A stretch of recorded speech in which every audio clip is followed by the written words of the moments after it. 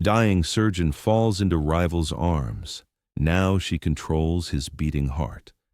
The scalpel clattered to the sterile floor as Dr. Jason DuPont felt his world tilt sideways, warm blood spreading across his surgical gown like a crimson betrayal. In that split second before darkness claimed him, he felt strong arms catch him, the same arms that belonged to the woman he'd been fighting for months to outshine. Dr. Daniela Laurent's voice cut through the chaos of the operating room like a surgeon's blade, precise, controlled, desperate. "Get me 2 units of O negative now." And someone paged Dr. Alvarez. "Tell her we have a surgeon down." As Jason's consciousness flickered like a dying light, one thought burned through the haze. The woman who despised him professionally was now literally holding his life in her hands. The irony would have been poetic if it weren't so terrifying. Because in that moment, as his blood painted the pristine white of her surgical coat, everything changed. The rivalry that had defined their relationship for 8 months suddenly seemed as fragile as tissue paper in the rain. But let me take you back to where this all began, because some love stories start with hatred, and some healers must first learn to bleed before they can truly save someone else's heart. Have you ever had someone you considered your biggest rival become your unexpected savior? Drop a comment below and share your story, because sometimes the people we think are our enemies are actually the ones meant to save us. If you haven't already, hit that subscribe button and join our Dear Love Diaries family. Your special place in this community of heartfelt stories is waiting for you. These passionate journeys of souls connecting against all odds have brought together thousands of beautiful hearts just like yours. Make sure you hit the bell too, so you'll know immediately when a new story unfolds in our diary of love. 3 months earlier, St. Catherine's Medical Center buzzed with the kind of energy that only comes when brilliant minds compete for something they've dreamed of their entire careers. The position of Chief of Cardiothoracic Surgery was opening up, and 2 names whispered through the hospital corridors like prayers and curses: Dr. Jason DuPont and Dr. Daniela Laurent. Jason stood in the pre-op area, his tall frame cutting an impressive figure in navy blue scrubs that somehow looked tailored, even in their hospital-issued simplicity. His sandy brown hair caught the fluorescent lights as he reviewed patient charts with the kind of meticulous attention that had made the DuPont name legendary in cardiac surgery for 3 generations. But beneath that composed exterior, a gnawing pain twisted in his stomach, a reminder that perfection came with a price he was still learning to pay. "Dr. DuPont," came a voice smooth as aged whiskey, tinged with just enough challenge to make his pulse quicken. He looked up to see Daniela Laurent approaching with the fluid grace of someone who'd learned to command attention in rooms that weren't meant for her. Her dark hair was pulled back in a flawless bun, not a strand out of place despite the fact that she'd been in surgery for the past 6 hours. Her brown eyes held that particular intensity that came from having to prove herself twice as hard for half the recognition. "Dr. Laurent," he acknowledged, noting how she stood just close enough that he could catch the faint scent of her perfume beneath the antiseptic hospital smell. Something floral but understated. Jasmine, maybe. It was distracting in a way that annoyed him, because Jason DuPont didn't get distracted. "I hear you're taking on the Williamson case." "The complex valve replacement with the congenital defect," she confirmed, stepping closer to examine the chart in his hands. Their shoulders nearly touched, and Jason felt an unexpected jolt of awareness shoot through him. "Unless you think it's too complicated for someone like me." The challenge in her voice was unmistakable, and Jason found himself studying her face with the same intensity he brought to analyzing echocardiograms. Her skin seemed to glow under the harsh hospital lighting, and when she looked up at him, waiting for his response, he noticed the tiny flecks of gold in her brown eyes. "On the contrary," he said, his voice lower than intended, "I think you're exactly the kind of surgeon who thrives on impossible cases." Something flickered across her expression. Surprise, maybe, before she composed herself. "Is that your professional opinion, Doctor DuPont?" "It's my honest observation, Dr. Laurent." For a moment they stood there in a bubble of tension that had nothing to do with medicine and everything to do with the electric awareness crackling between them. Then Daniela stepped back, breaking the spell. Well then, I suppose I shouldn't disappoint. She turned to leave, then paused. Oh, and Jason. Try not to look so surprised when I save Mrs. Williamson's life. Some of us don't need family names to be excellent surgeons. The barb hit its mark, but as Jason watched her walk away, he couldn't shake the feeling that her comment had more to do with protecting herself than attacking him. There was something in the set of her shoulders, the way she held her head just a little too high, that spoke of someone who'd learned to build walls out of confidence because vulnerability wasn't a luxury she could afford. The elevator incident happened 2 weeks later, and Jason still couldn't decide if it was fate or cosmic irony that trapped them together in that small metal box for 23 minutes. The power outage had struck during the evening shift change, leaving them suspended between the 4th and 5th floors with nothing but emergency lighting and each other's company. Of all the elevators in all the hospitals, Daniela muttered, leaning against the back wall with her arms crossed. You can quote Casablanca all you want, Jason said, loosening his tie. We're still stuck here until maintenance gets the backup generator running. The confined space seemed to amplify everything, the sound of their breathing, the faint rustle of fabric when either of them moved, the way Daniela's scrubs clung to her curves in a way that professional attire wasn't supposed to. Jason found himself studying her profile in the dim emergency lighting, noting the determined set of her jaw and the way her eyelashes cast shadows on her cheeks. You know, she said suddenly, in all these months of competition, I don't think we've ever had a conversation that wasn't about work. Would you like to? The question slipped out before Jason could stop himself. Daniela turned to look at him, and in the intimate lighting of their temporary prison, her expression was unguarded for the first time since he'd known her. I'm not sure that's wise, considering we're competing for the same position. Maybe that's exactly why we should. Jason slid down the wall to sit on the floor, patting the space beside him. Come on, Dr. Laurent. What's the worst that could happen? We might actually discover we're both human. After a moment's hesitation, she joined him on the floor, careful to maintain a respectable distance between them. But even with that space, Jason was acutely aware of her presence, the way she tucked her legs beneath her, the soft sound of her breathing, the warmth radiating from her body in the cool elevator. So, he said, what made you choose cardiac surgery? Daniela was quiet for so long that Jason wondered if she decided not to answer. When she finally spoke, her voice was softer than he'd ever heard it. My grandmother had a heart defect that went undiagnosed for years because her doctors dismissed her symptoms as anxiety.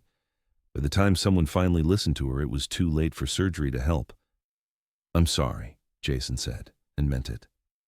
She used to tell me that the heart knows things the mind hasn't figured out yet, Daniela continued.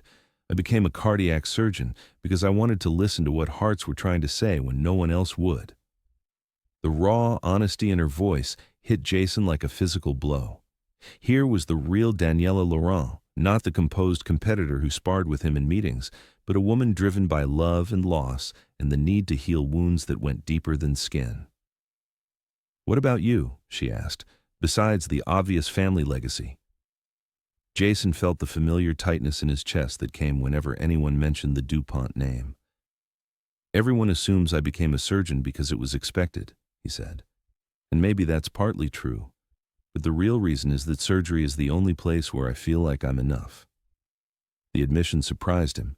He hadn't meant to be so honest, but something about the darkness in her presence made truth feel safer than it usually did. Enough for what? Daniela's voice was gentle, curious rather than probing. For anything. For anyone.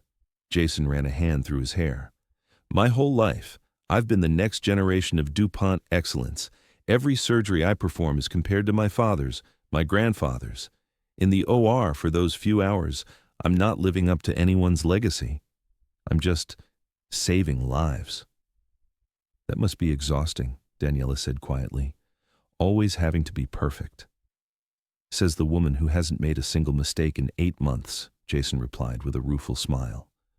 Oh, I make mistakes, she said. I just can't afford to let anyone see them. The elevator shuddered back to life, and as they rose toward the 5th floor, Jason felt something shift between them. The walls hadn't completely come down, but cracks had appeared, and through those cracks he'd glimpsed something that made his chest tighten in a way that had nothing to do with stress and everything to do with wanting. Tell us about a time when you were stuck somewhere with someone you thought you knew. What did you discover about them? And about yourself? Share your story in the comments, because sometimes the most profound connections happen in the most unexpected places. The morning rounds 3 days later felt different. Jason found himself arriving at the hospital earlier, timing his coffee runs to coincide with Daniela's schedule, looking for excuses to find himself in the same hallways where she walked. It was ridiculous behavior for a 34-year-old surgeon, but he couldn't seem to stop himself. "Dr. Dupont," came her voice from behind him as he reviewed charts at the nurse's station. "I wanted to thank you for your consult on the Peterson case yesterday." He turned to find her standing closer than their usual professional distance, close enough that he could see the tiny flecks of gold in her brown eyes that he'd noticed before. "Your technique was flawless," he said. "I was just confirming what you already knew." Still, it meant something, having your support. The words seemed to cost her something, and Jason realized how difficult it must be for her to acknowledge needing anyone's validation in a field where showing weakness could be career suicide. "You don't need my support to be brilliant, Daniela," he said, her first name slipping out naturally. "But you have it anyway." The smile that spread across her face was radiant, transforming her from merely beautiful to absolutely breathtaking.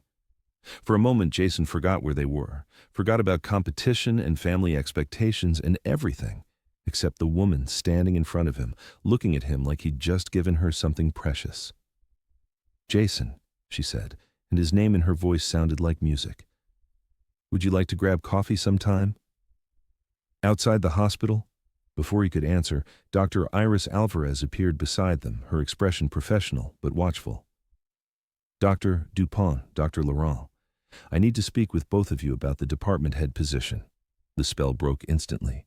Daniela stepped back, her professional mask sliding into place so quickly that Jason almost wondered if he'd imagined the softness in her expression moments before. "Of course, Dr. Alvarez," Daniela said, her voice cool and composed.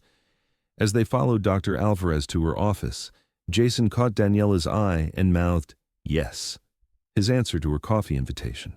The small smile she gave him in return sent warmth spreading through his chest, but it was quickly overshadowed by the tension in Dr. Alvarez's office. "The board has asked me to accelerate the selection process," Dr. Alvarez said without preamble. "They want a decision within 6 weeks instead of 3 months.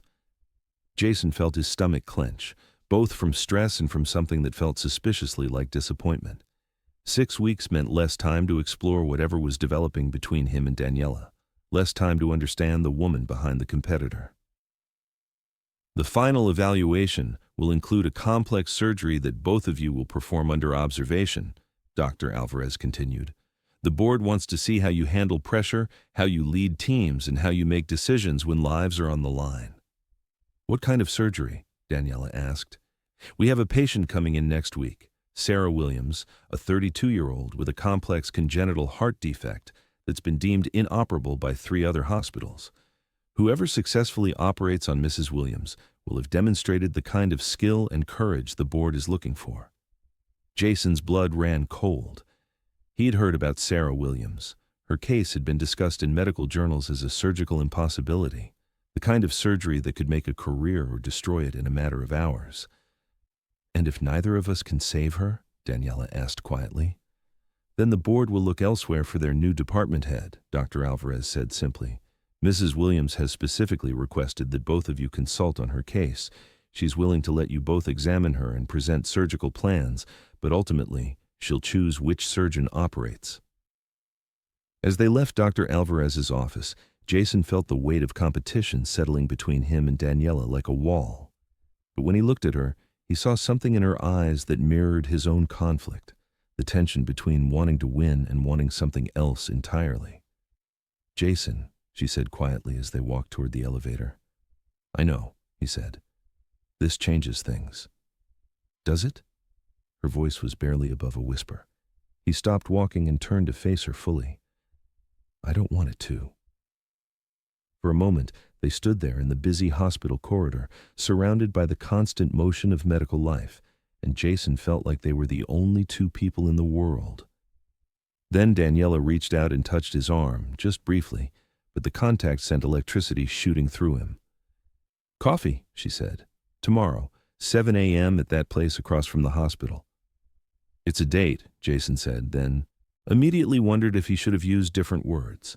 But Daniela smiled, that radiant expression that transformed her entire face.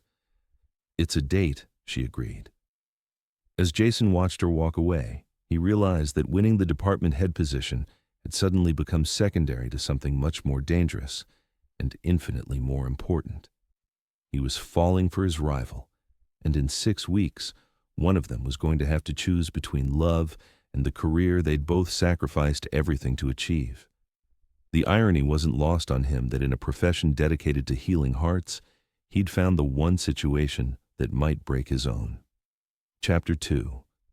The coffee shop across from St. Catherine's Medical Center had seen its share of medical drama over the years, but as Jason Dupont sat at a corner table the next morning, nursing his second espresso and checking his watch for the 5th time, he wondered if it had ever hosted a meeting quite like this one. 7:15 a.m. and Daniela was 15 minutes late. Jason's stomach twisted with a familiar anxiety that had nothing to do with caffeine and everything to do with the possibility that she'd changed her mind. Then the door chimed, and she walked in, and Jason forgot how to breathe. Out of her surgical scrubs and white coat, Daniela Laurent looked like a completely different woman.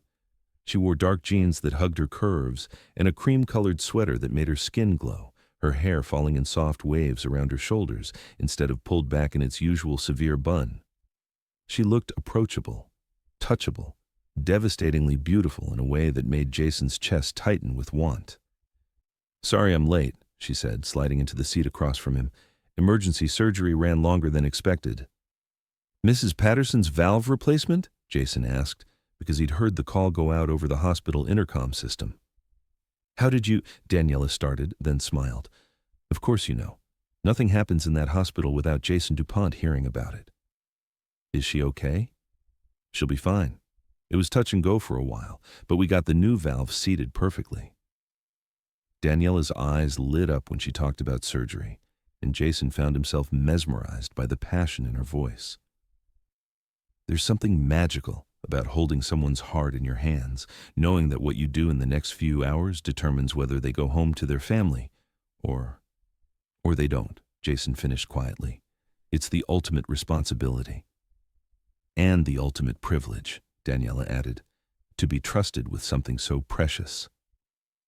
They sat in comfortable silence for a moment, both lost in the weight of what they did for a living.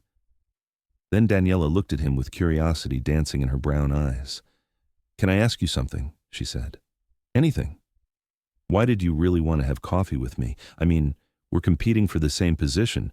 Most people would say this is a terrible idea." Jason studied her face, noting the vulnerability beneath her directness. "Maybe because I'm tired of seeing you as competition instead of as the extraordinary woman you are." The words hung in the air between them, honest and raw. Daniela's breath caught slightly, and Jason saw something shift in her expression, a softening that made his heart race. "Jason," she said quietly, "we can't what? Can't be attracted to each other? Can't acknowledge that there's something happening between us that has nothing to do with surgery or department heads or hospital politics?" Daniela looked down at her hands wrapped around her coffee mug. "Can't complicate something that's already complicated enough." Too late," Jason said softly. "At least for me." When she looked up, her eyes were bright with unshed tears. "This is crazy. We've been professional rivals for 8 months, and now suddenly we're two people who are brave enough to cut into beating hearts for a living, but terrified of what might happen if we let ourselves feel something real." Daniela laughed, a sound both beautiful and broken. "When you put it like that, it does sound pretty ridiculous." Jason reached across the table and covered her hand with his. The contact was electric, sending warmth shooting up his arm and straight to his chest. "I know this is complicated, Daniela, I know the timing is terrible and the circumstances are impossible, but I can't pretend I don't feel this anymore." She stared down at their joined hands, and Jason held his breath waiting for her response. When she finally looked up, her expression was resolved but sad. 6 weeks, she said. "We have 6 weeks before one of us gets the position and everything changes. After that, we'll figure it out," Jason said firmly. "Whatever happens with the job, we'll figure it out." Daniela pulled her hand away gently. "You say that now, but this position means everything to both of us. Our entire careers have been building toward this moment." "Not everything," Jason said, his voice intense. "Not anymore." The raw honesty in his words seemed to shake something loose in Daniela. She blinked rapidly, fighting back tears. "I need to go," she said suddenly, standing up. "I have rounds in 20 minutes. "Daniela, wait." But she was already heading for the door, leaving Jason sitting alone with 2 cups of cooling coffee and the certainty that he'd just made everything infinitely more complicated. The next 3 weeks passed in a blur of stolen glances and careful professionalism. In meetings, Jason and Daniela maintained their usual competitive banter, but now there was an undercurrent of awareness that made every interaction charged with tension. Jason found himself studying her hands during surgical conferences, remembering how they'd felt under his touch. Daniela caught him looking more than once, and the flush that colored her cheeks told him she was remembering too. The night everything changed started like any other. Jason was working late in his office, reviewing surgical notes and trying to ignore the persistent ache in his stomach that had been getting worse over the past few weeks. He'd been surviving on coffee and adrenaline, sleeping maybe 4 hours a night, pushing his body to its limits in preparation for the Sarah Williams case. A soft knock on his door made him look up. "Come in." Daniela stepped into his office, still in her scrubs from a long day in the OR. Her hair was slightly mussed, and there were dark circles under her eyes that spoke of exhaustion matching his own. "I saw your light was still on," she said quietly. "It's almost midnight, Jason. When's the last time you went home?"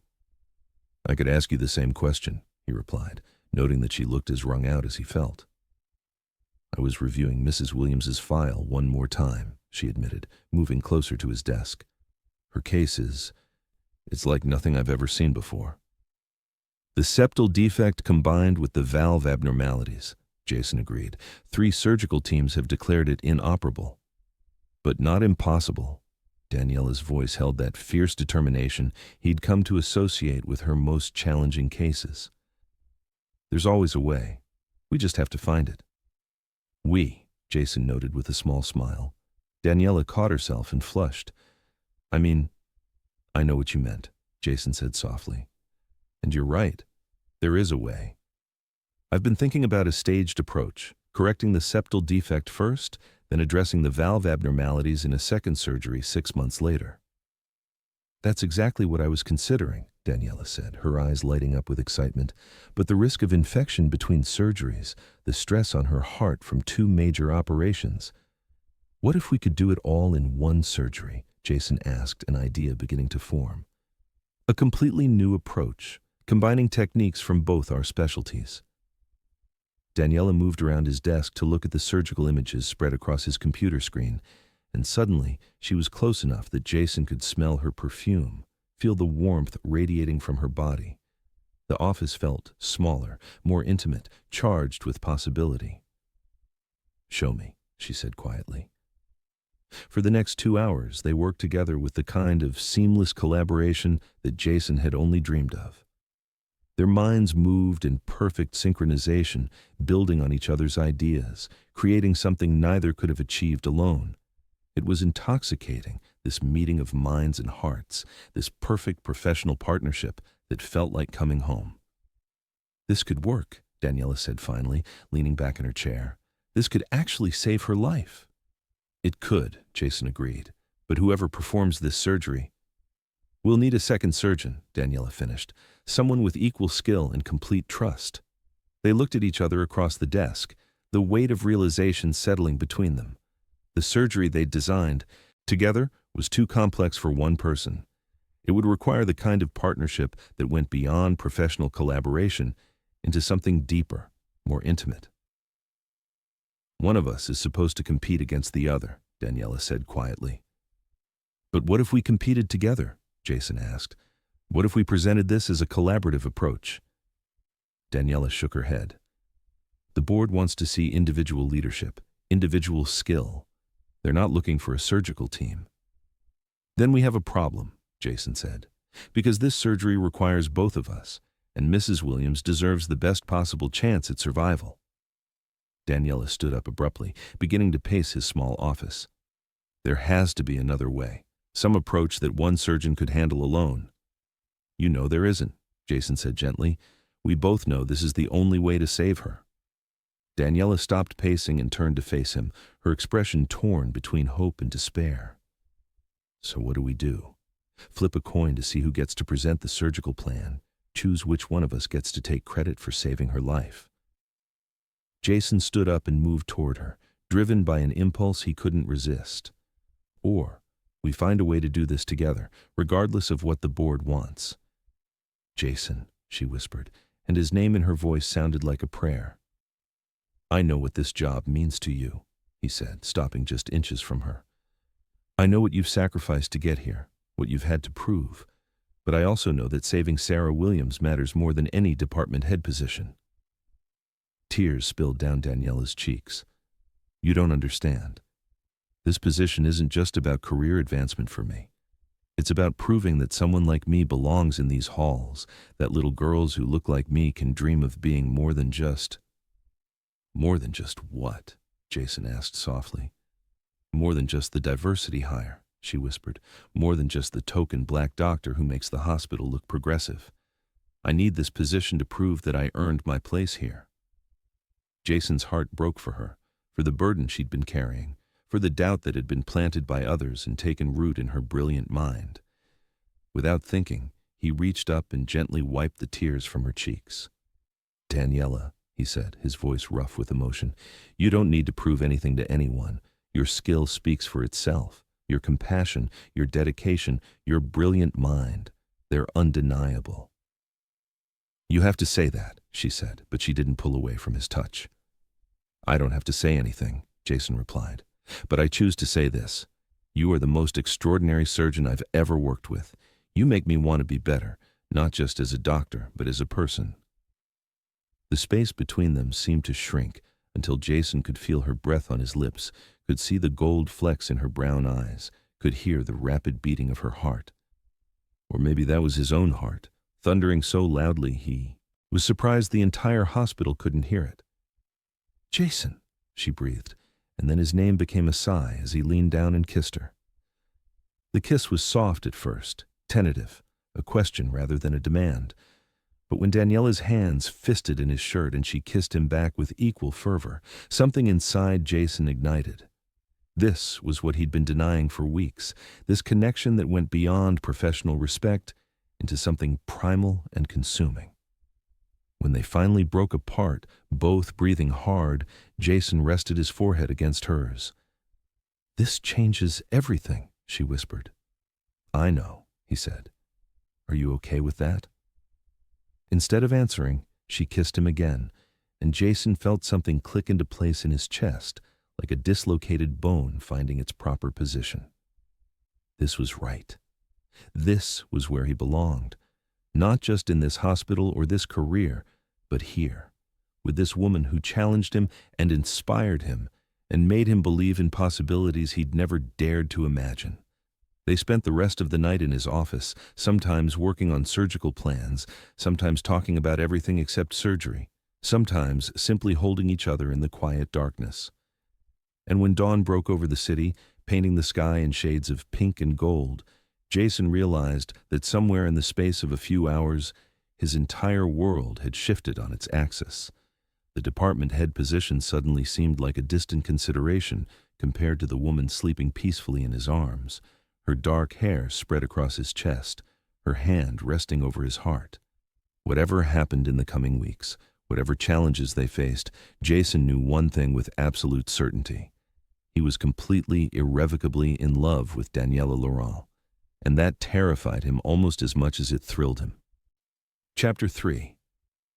The emergency call came at 3:47 a.m. on a Tuesday morning, shattering the relative peace of St. Catherine's Medical Center like a stone through glass. Code Blue or 7, Code Blue OR7.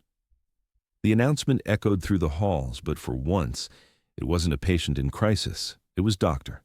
Jason Dupont, and as the first responders rushed toward the operating room, they found a scene that would be etched in their memories forever. Dr. Daniela Laurent knelt on the blood-stained floor, cradling Jason's unconscious form against her chest, her surgical gown soaked crimson where his blood had seeped through his own. Her face was a mask of controlled terror as she pressed one hand against his abdomen, trying to stem the bleeding while her other hand checked his pulse with the desperate precision of someone fighting for the life of someone irreplaceable. "What happened?" Dr. Iris Alvarez demanded as she burst into the OR, followed by a team of nurses and residents. "Perforated ulcer," Daniela said, her voice steady despite the tears streaming down her face. "He's been bleeding internally, probably for weeks. The stress, the long hours, not eating." Her voice cracked slightly. "We need to get him to OR3 immediately." "Daniela," Dr. Alvarez said gently, "you need to step back. Let Dr. Smith take over." "No." The word came out sharper than Daniela intended. "I'm operating. Jason stays with me." "Dr. Laurent, you're emotionally compromised." "I'm the best surgeon in this hospital," Daniela interrupted, her brown eyes blazing with fierce determination. "And right now, he needs the best. He needs me." As they transferred Jason to a gurney, Daniela never let go of his hand, her fingers intertwined with his as if she could anchor him to consciousness through sheer force of will. But Jason's world had already faded to black, his last conscious thought being the irony that the woman he'd been competing against for months was now literally holding his life in her hands. Let me take you back 2 weeks to when their carefully constructed professional facade first began to crumble. It started with stolen moments, Jason finding excuses to consult with Daniela on cases, Daniela timing her coffee breaks to coincide with his. They maintained their competitive banter in public, but now there was an undercurrent of something deeper, something that made Nurse Miguel Santos shake his head knowingly as he watched them dance around each other. "You two are fooling no one," Miguel told Daniela one afternoon as she lingered at the nurse's station, obviously waiting for Jason to finish his rounds. "The sexual tension is so thick we could perform surgery with it." "I have no idea what you're talking about," Daniela replied primly, but the flush creeping up her neck betrayed her. "Uh-huh," Miguel said with a grin. "And I'm sure it's just a coincidence that Dr. Dupont has suddenly developed a fascination with the trauma cases you handle." Before Daniela could respond, Jason appeared at her elbow, close enough that she could smell his cologne, something clean and masculine that made her pulse quicken involuntarily. "Dr. Laurent," he said formally, but his eyes held warmth that made her breath catch. "I was hoping to discuss the Morrison case with you. Do you have a few minutes?" "Of course," she managed, proud that her voice remained steady. Miguel rolled his eyes as they walked away together, their shoulders almost touching. "Hopeless," he muttered. "Both of them absolutely hopeless." The Morrison case consultation lasted 3 hours, though they could have covered the medical aspects in 30 minutes. Instead, they found themselves talking about everything else. Jason's complicated relationship with his father's expectations, Daniela's struggles with imposter syndrome, their shared love of jazz music and terrible romantic comedies. "I have a confession," Daniela said as they sat in the empty conference room, surrounded by medical journals and forgotten coffee cups. "I've been watching you operate for months, not just as competition, but because you're extraordinary in the OR. The way you move, the way you think 3 steps ahead of everyone else, it's like watching an artist." Jason felt heat spread through his chest at her words. "I could say the same about you. Your instincts, the way you see solutions that others miss. You make it look effortless." "It's not," she admitted quietly. "Nothing about this has ever been effortless for me. Every day I walk into this hospital, I feel like I have to prove I belong here." "You do belong here," Jason said with quiet intensity. "More than anyone I know." The air between them seemed to shimmer with unspoken possibility, and Jason found himself leaning closer, drawn by the vulnerability in her voice and the way the late afternoon light caught the gold flecks in her eyes. "Jason," she whispered, and his name sounded like music. But before either of them could cross that invisible line, Dr. Alvarez appeared in the doorway, her expression carefully neutral. "Dr. Dupont, Dr. Laurent, I need to speak with both of you about the Williams case." The spell broke instantly, and they sprang apart like guilty teenagers. But as they followed Dr. Alvarez to her office, Jason caught Daniela's hand for just a moment, squeezing gently before letting go. The brief contact sent electricity shooting through both of them. "The board has moved up the timeline again," Dr. Alvarez announced without preamble. "Mrs. Williams will be arriving tomorrow, and they want presentations from both of you by the end of the week." Jason felt his stomach clench with stress, a pain he'd been ignoring for weeks intensifying. "How much time will we have with her before the presentations?" 2 days, doctor," Alvarez replied. "Enough time for consultations and diagnostic workups, but not much more. The board wants decisive action." Daniela shifted beside him, and Jason could feel the tension radiating from her body. "And the actual surgery will be performed within the week of your presentations. Whoever the board selects will operate, with the other surgeon assisting if needed." As they left Dr. Alvarez's office, Jason felt the weight of competition settling between them again, but this time it was different. This time there was something precious at stake beyond just their careers. "Coffee tomorrow morning?" he asked quietly as they reached the elevators. "Before we meet Mrs. Williams?" Daniela nodded. "I'd like that." But the coffee meeting never happened. At 5 a.m. the next morning, Jason was called in for an emergency surgery, a construction worker with massive internal bleeding from a scaffolding accident. The surgery took 8 hours, and by the time he emerged, exhausted and running on pure adrenaline, Mrs. Williams had already arrived and Daniela had completed her initial consultation. Jason found her in the family conference room, sitting across from a petite woman with kind eyes and a face marked by years of living with a heart that couldn't quite keep up with her spirit. Sarah Williams looked younger than her 32 years, but there was a strength in her posture that spoke of someone who'd fought battles most people couldn't imagine. "Mrs. Williams," Jason said, extending his hand. "I'm Dr. Dupont. I apologize for the delay." "No apology necessary," Sarah replied with a warm smile. "Dr. Laurent has been wonderful. She's explained my condition in a way that actually makes sense for the first time in years." Jason glanced at Daniela, noting the soft expression on her face as she looked at their patient. This was what he loved most about her, the way she connected with people, the way she made them feel seen and heard and valued. "Dr. Laurent is exceptional," he agreed. "Now, shall we discuss your surgical options?" For the next 2 hours, they worked together seamlessly, explaining the complexities of Sarah's condition while maintaining hope and optimism. Jason found himself marveling at how naturally they complemented each other. When he got too technical, Daniela translated. When she focused on the emotional aspects, he provided the medical details. They were better together than either was alone. "I have a question," Sarah said finally, "and please be honest with me. If this were your heart, your life, which approach would you choose?" Jason and Daniela exchanged a look loaded with meaning.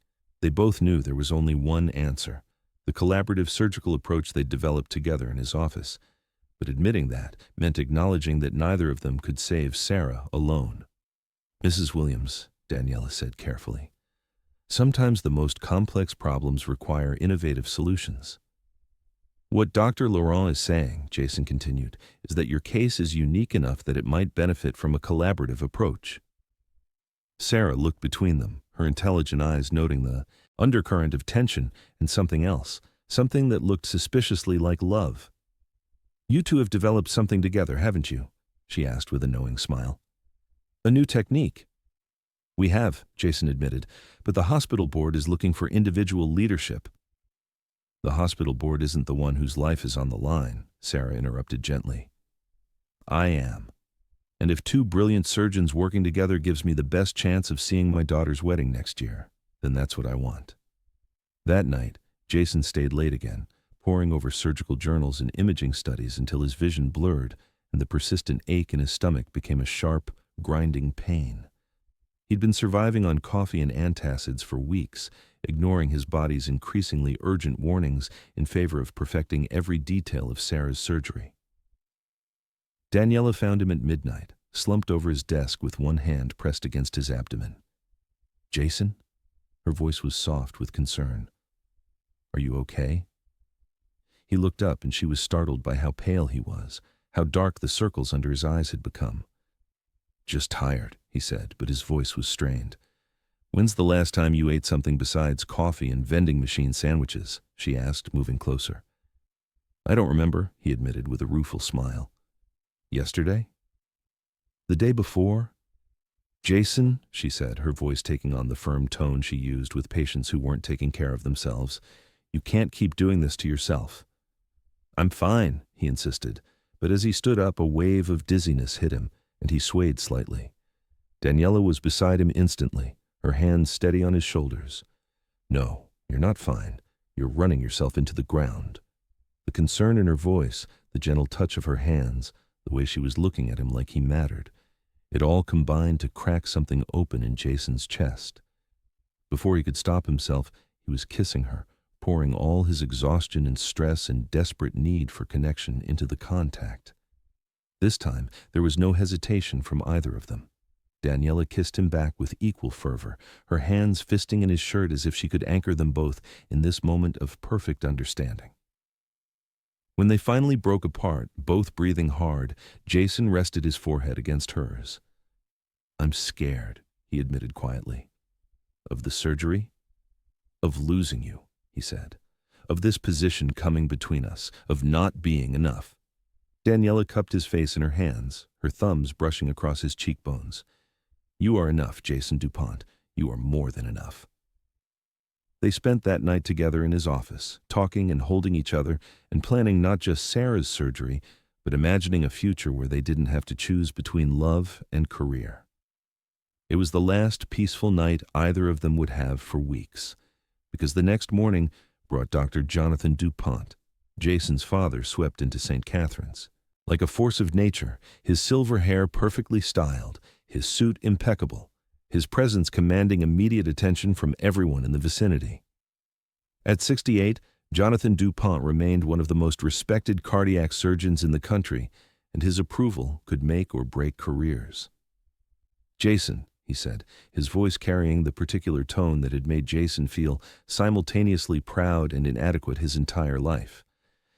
"I hear you're finalizing your presentation for the board."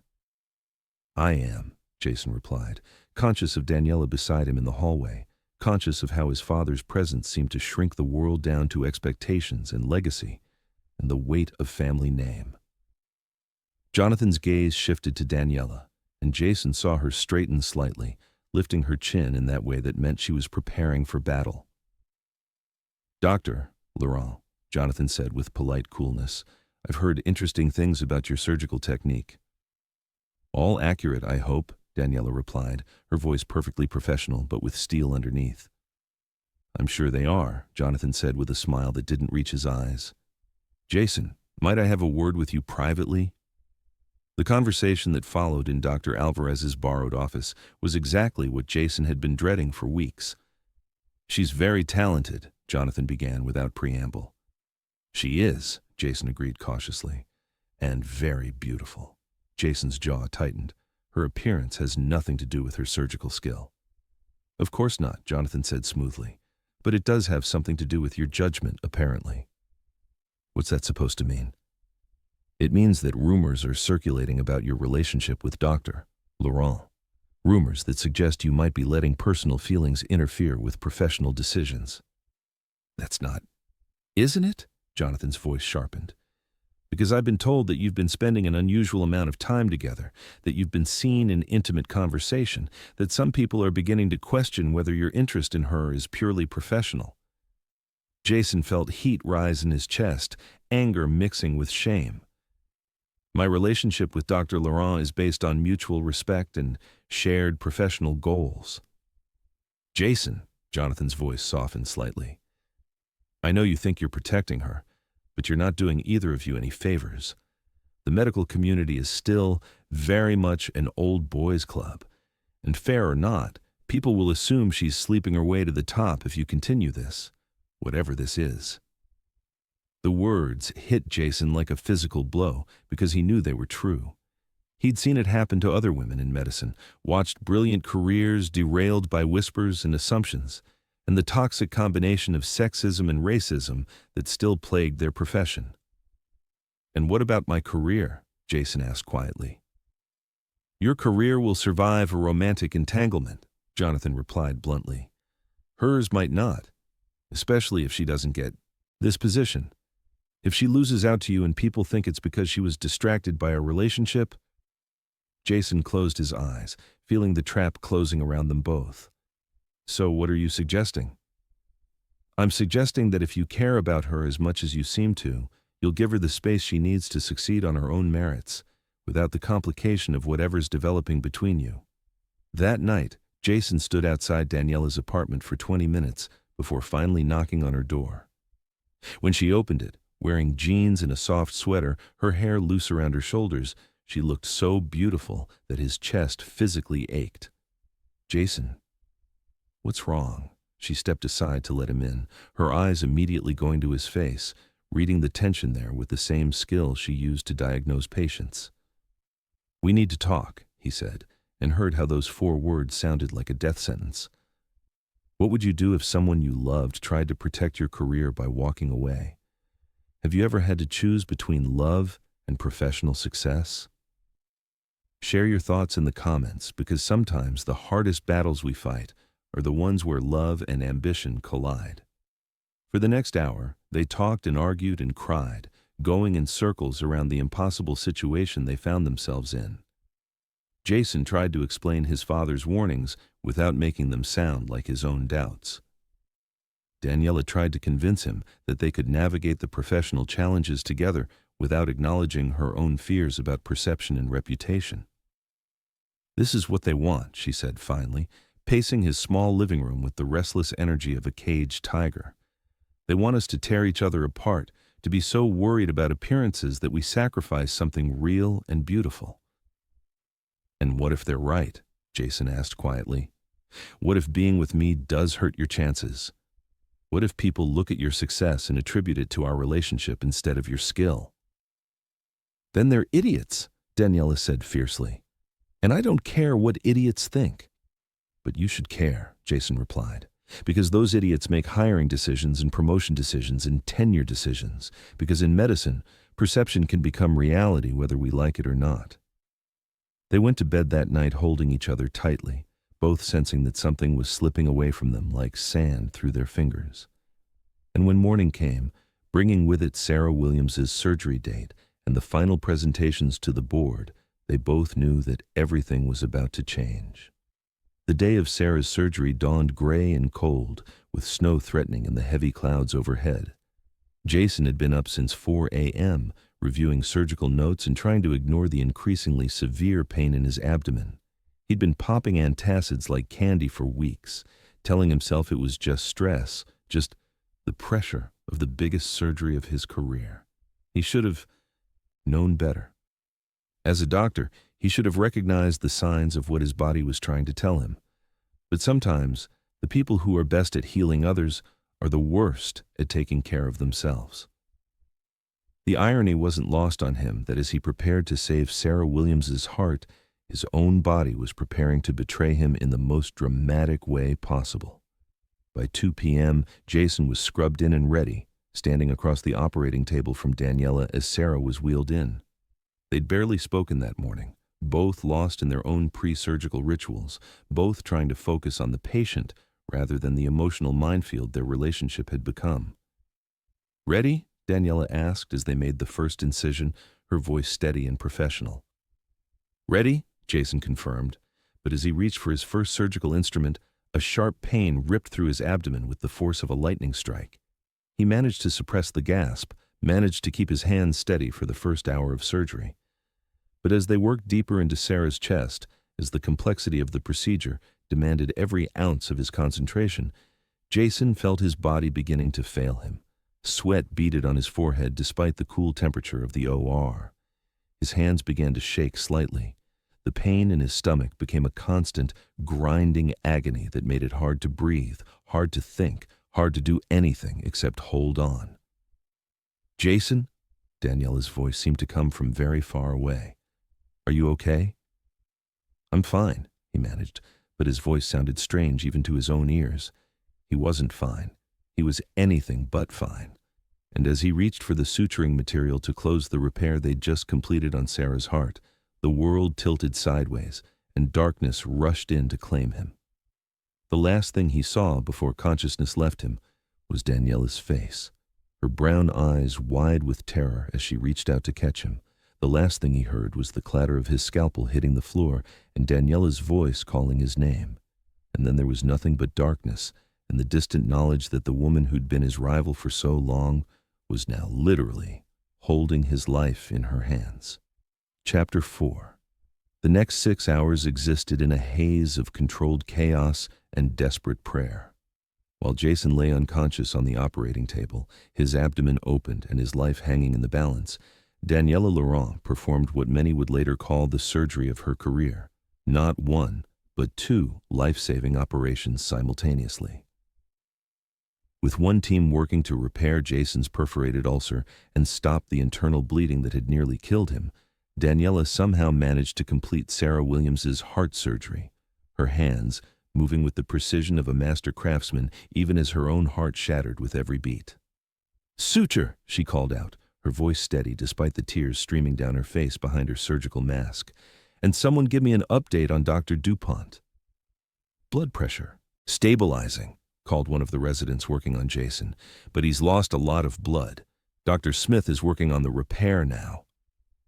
Daniela's hands never faltered as she completed the final sutures on Sarah's heart, but inside, she was screaming. This was supposed to be their moment, their collaborative surgery, their proof that they were better together than apart. Instead, she was operating alone while the man she loved fought for his life 10 feet away. "Sarah's heart is looking good," she announced as she began the closing procedure. "Rhythm is strong and steady. The repair is holding beautifully." As they wheeled Sarah to recovery, Daniela immediately moved to Jason's table, where Dr. Marcus Smith was just completing the repair of the perforated ulcer. "How is he?" she asked, her voice barely above a whisper. "He'll live," Dr. Smith replied, his usually competitive demeanor replaced by genuine concern for a colleague. But it was close, Daniela. Another hour and the internal bleeding would have been irreversible. Daniela sank into a chair beside Jason's bed in the ICU, finally allowing herself to feel the full weight of what had almost happened. She could have lost him, without warning, without the chance to tell him how she really felt, without the opportunity to fight for what they'd found together. "You stubborn, impossible man," she whispered, taking his hand in hers. "You nearly died rather than admit you were human." Jason's recovery was slow and complicated by an infection that kept him sedentary for 2 weeks. During that time, Daniela barely left his side, managing her own patients while maintaining a bedside vigil that became the talk of the entire hospital. "You know people are going to notice," Miguel warned her one afternoon as she adjusted Jason's IV for the 3rd time in an hour. "Let them notice," Daniela replied firmly. "I'm done pretending I don't care about him." "And the department head position?" Daniela was quiet for a long moment, watching Jason's chest rise and fall with each breath. "Some things are more important than career advancement, even if it means giving up everything you've worked for." "Even then," she said softly, "because what's the point of having everything you thought you wanted if you lose the person who makes it all worthwhile?" When Jason finally woke up 3 days later, groggy and disoriented from pain medication, the first thing he saw was Daniela asleep in the chair beside his bed, her hand still holding his, her face peaceful in sleep, but marked by the exhaustion of someone who'd been keeping a vigil. "Daniela," he whispered, his voice rough from the breathing tube. Her eyes flew open immediately, and the relief that flooded her face was so intense it took his breath away. "Thank God," she breathed, leaning forward to touch his face gently. "You scared me, Jason. You scared me so badly." "Sarah?" he asked, because even in his weakened state, his first concern was for their patient. Perfect recovery, Daniela assured him with a smile that could have powered the entire hospital. Her heart is stronger than it's been in years. You did it, Jason. We did it. You did it, he corrected. You saved both of us. Daniela's eyes filled with tears. I almost lost you. While you were lying there bleeding, all I could think about was how I'd wasted so much time being scared of what people would think, being afraid of complications and appearances, when the only thing that really mattered was almost slipping away from me. Jason tried to sit up, wincing at the pain in his abdomen. Daniela. No, let me finish, she said firmly. I love you, Jason DuPont. I love your brilliant mind and your compassionate heart and the way you make me want to be better than I ever thought I could be. I love that you challenge me and support me and see me as an equal in every way that matters. And I don't care who knows it. The words hung in the air between them, brave and honest and irreversible. Jason felt something click into place in his chest, like a bone that had been dislocated for months, finally finding its proper position. I love you too, he said quietly. More than I ever thought possible. More than any job or title or family expectation. They kissed then, soft and sweet and full of promise, and neither of them cared that they were in a hospital room with glass walls where anyone could see them. They'd spent months hiding their feelings, weeks dancing around the truth, and Jason had nearly died before they'd admitted what had been obvious to everyone else for so long. The knock on the door interrupted them, and they looked up to see Dr. Iris Alvarez standing in the doorway with an expression that was carefully neutral. Dr. DuPont, she said with a small smile, it's good to see you awake. How are you feeling? Like I've been hit by a truck, Jason admitted, but alive thanks to Dr. Laurent. Yes, about that. Dr. Alvarez stepped into the room and closed the door behind her. I need to discuss something with both of you. Daniela tensed beside him, and Jason felt his heart rate spike on the monitors. This was it, the conversation about professional boundaries and appropriate behavior, and how their relationship had compromised their candidacies for the department head position. The board met yesterday, Dr. Alvarez continued. They've made their decision about the department head position. Jason and Daniela exchanged a look, both preparing for disappointment, both ready to support whoever was chosen. However, Dr. Alvarez said with a slight smile, they've decided to restructure the position entirely. What do you mean? Daniela asked. They want to create a co-leadership model, Dr. Alvarez explained. 2 department heads working in partnership with different areas of focus but equal authority. It's unprecedented, but then again, so is what you 2 accomplished in that operating room. Jason felt like the room was spinning. Are you saying... I'm saying that your collaborative approach to Sarah Williams's case, combined with Dr. Laurent's extraordinary performance under pressure when you collapsed, has convinced the board that you're both exactly what this department needs. They want you to share the position. Daniela's hand tightened on Jason's, and he could see tears beginning to form in her eyes. But, Dr. Alvarez continued, there are conditions. Your personal relationship cannot interfere with your professional responsibilities. You'll need to maintain clear boundaries in the workplace, and any conflicts of interest must be disclosed to the board immediately. We can do that, Daniela said quickly. We can absolutely do that. I believe you can, Doctor, Alvarez agreed. Because what I witnessed in that OR wasn't 2 people whose personal feelings compromised their judgment. It was 2 exceptional surgeons whose partnership made them both better at what they do. After Dr. Alvarez left, Jason and Daniela sat in stunned silence for several minutes. Co-department heads, Jason said finally. Equal authority, Daniela added with wonder in her voice. Partners in every sense of the word. Is this really happening? She asked. Instead of answering, Jason pulled her down for another kiss, this one deeper and more passionate than the first. When they broke apart, both breathing hard, he rested his forehead against hers. It's happening, he confirmed. All of it. The job, the partnership, the future we talked about but were afraid to believe in. What about your father? Daniela asked quietly. What about the people who will say I only got this position because we're together? Then we'll prove them wrong, Jason said firmly.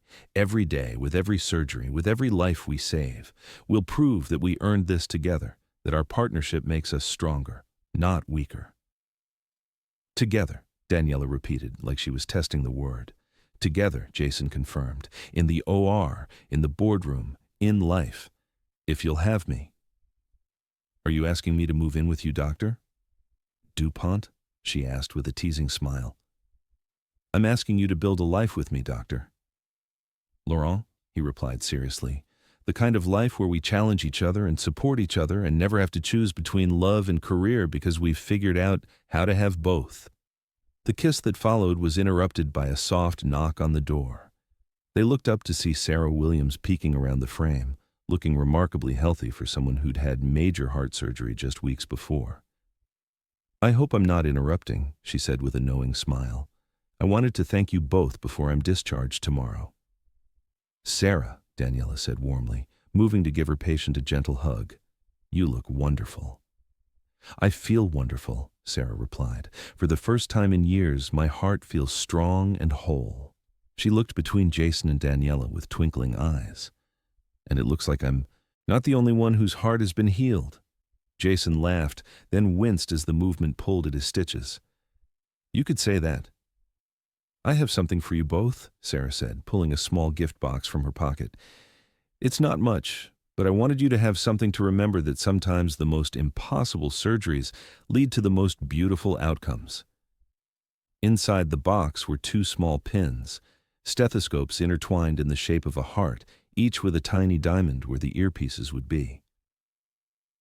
For the doctors who saved my life and found their own in the process, Sarah said softly. 6 months later, Jason stood at the front of the hospital's main auditorium, looking out at an audience filled with colleagues, board members, and medical students who'd come to hear him and Daniela present their research on collaborative surgical techniques.